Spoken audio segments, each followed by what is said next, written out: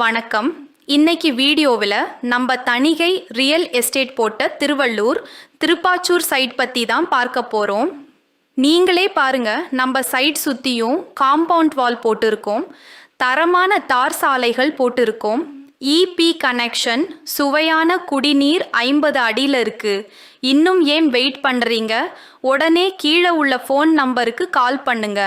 உங்கள் குழந்தைகளுக்கு ஒரு சொத்து சேருங்க. நன்றி, வணக்கம்.